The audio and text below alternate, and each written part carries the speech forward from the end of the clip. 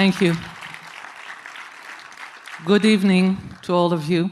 Before I begin speaking, I would like you to get to know my son Avinatan for a short clip of 3 minutes.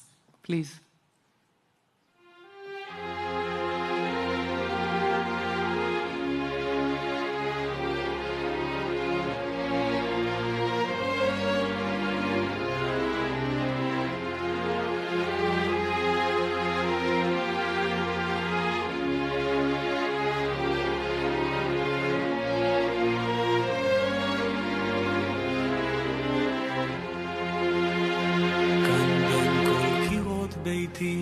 הכל סגור ונש מפריע אל מול שתיקת קירות ביתי אין רחש שייכנס כאן בין כל קצוות ביתי אין כל מכשול בכל שבילי החדר אין שמש שישרוף ואין גם צל אשר יחשיך ואין משב סופה ואין גשם שישטוף ואין גם צוהר שיבהים ואין דבר אשר ישרוף את כל קירות ביתי הכל הרי מוגן מכל עורב בפתח בין כל קירות ביתי אין אף אחד אשר ילך בין כל קירות ביתי אין אף אחד אשר ילך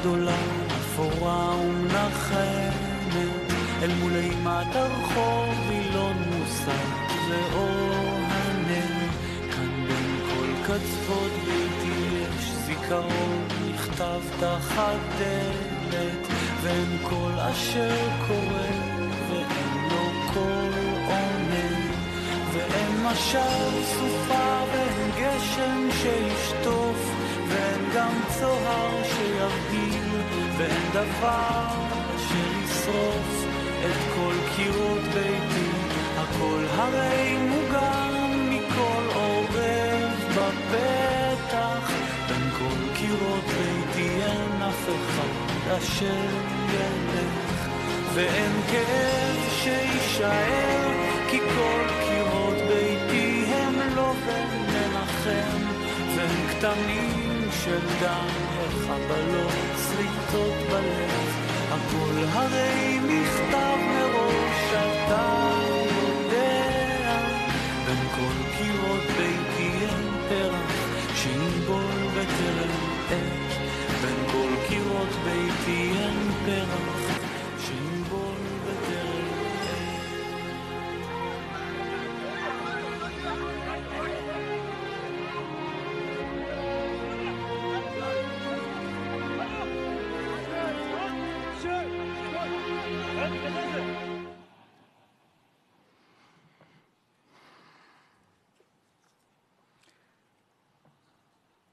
Dreams. We are as dreamers. Dear friends, tonight I want to share with you the story of Avinatan, my son, and of dreams. The dreams he dreamt, the dreams of Joseph, who was faithful to his dreams, the dreams of a nation longing for freedom, and my own dreams, some radiant and some terrifying, that carried us through the darkest of nights. On Shabbat, October 7th, I was in Jerusalem at my late mother's home. Sadly, she passed away last year without living to see Avinatan come back. At 11 in the morning, the sirens began. Then the explosions. We realized something terrible was happening in the south. It was frightening. But I wasn't worried for my personal family. They were all safely north of Jerusalem. At least that's what I thought. Then, around in the afternoon, as I was resting, I heard footsteps outside my bedroom window. The footsteps caught my ear. Then knocks on the door. A voice inside me said, Don't open it. I stayed still. The knocking continued. And then someone else opened the door. I heard the voices of my son, 25, and my daughter, 30. But they don't travel on Shabbat, so what are they doing here? Now, I was sure I wasn't going to open. They knocked at the door of my room, and I told myself, no, the door will protect me. This will not enter my life. This will not happen to me. So they themselves opened the door, and I saw my son and my daughter, and with them was the council's psychologist. And at that moment, I already knew. It is one of my 7 children. One of them is gone. I asked only one question. Who? Which one? And my daughter said, in the smallest, simplest words, there is a terrible terror attack in the south, and Avinatan has been kidnapped. There are no words to describe what a mother feels in that instant, like thousands of lightning bolts all at once, and then darkness. No thoughts, no feelings, no breath, nothing. It was like I ceased to exist. That was the minute the nightmare began.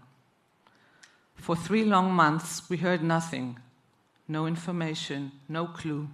He was gone, vanished, swallowed into the darkness. The only strength I had came from something my eldest daughter told me that first day. Mom, Avinatan isn't in the hands of Hamas. He is in the hands of God. Everything that happens to us is guided by exact divine providence. Those words were always my lifeline. They resonated with my soul. In the darkest moments when all seemed lost, I whispered to myself, Avinatan is in the hands of God. God is good. God can do anything. All my life I've known, we are all small particles in a vast divine story, a story that always moves towards a good ending. In our family, we always say, every story has a good ending. And if it's not good, it's not yet the end. On Sunday, October 8th, the day after the kidnapping, I stood on my balcony in Shiloh, looking toward ancient Shiloh, where the tabernacle stood for 369 years, 3,500 years ago. There, Hannah prayed for her son and said, for this child I have prayed. There I prayed too. You gave him to me, God. Please, return him. I turned south towards Gaza, closed my eyes, and called out, Avinatan, my beautiful boy, it's Mom. Listen to me. Answer me, please. All I saw was darkness. But I kept calling every morning, again and again. After 3 weeks, suddenly I saw him, a vision. But the sight was so dreadful that I recoiled in horror. Still, I came again the next day, and the next. I told myself, I am his mother. I will not turn away from him, no matter what. Every morning I spoke to him. You are not alone. We love you. God is with you. You are a light in a world of darkness. Be strong, my son. You will come home.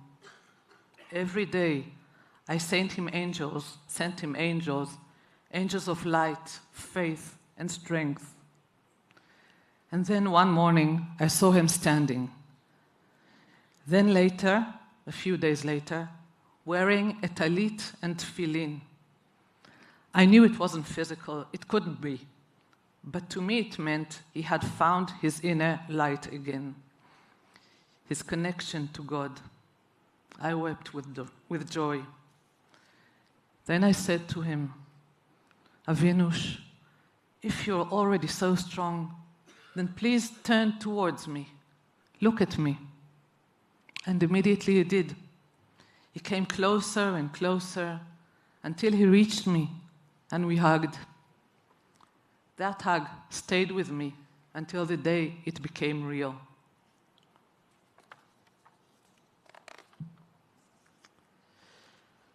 Our dream, our personal dream, has come true.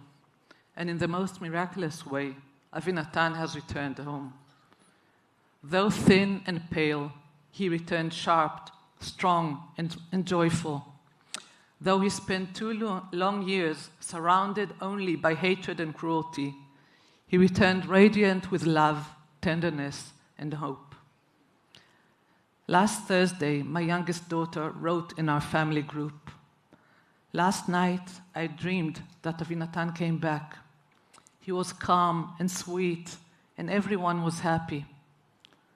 Then I woke up and saw it was true.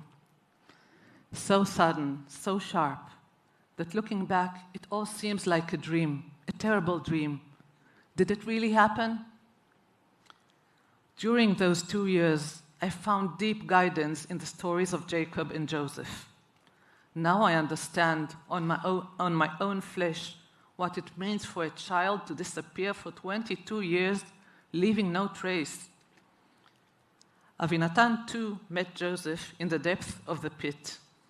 The terrorists spoke to him often about Joseph the righteous. Righteous meaning he stayed loyal to his inner truth, to his values, even through temptation and danger. Avinatan also stayed faithful to his truth, to his dream. During the attack on the Nova Festival, he had chances to escape, but he chose to stay with his partner, Noah, to protect her. Sadly, they were separated immediately. He was taken underground, alone, from the first day until he was released, and he stayed there isolated for 2 full years. No daylight, chained to the wall, starved. He lost over 30 kilograms. At night, he dreamed of light, of freedom, of home. And when he woke, he tried to hold on to the dream for 10 more seconds, 10 more sweet seconds before the nightmare of reality returned. In that darkness, he remembered my old nightmare, the one that haunted me for decades. I would wake up at night screaming because my most precious treasure has been stolen. Every time in a different version, but always the same meaning. And there in Gaza, in the depths of the tunnels, he said to himself, "Now I understand. What treasure does a mother have if not her son? My mother knew. Her soul knew. The fear came to her in dreams long before this happened in true life." Indeed, the soul knows its whole story from the very beginning of our lives, but that knowledge is hidden.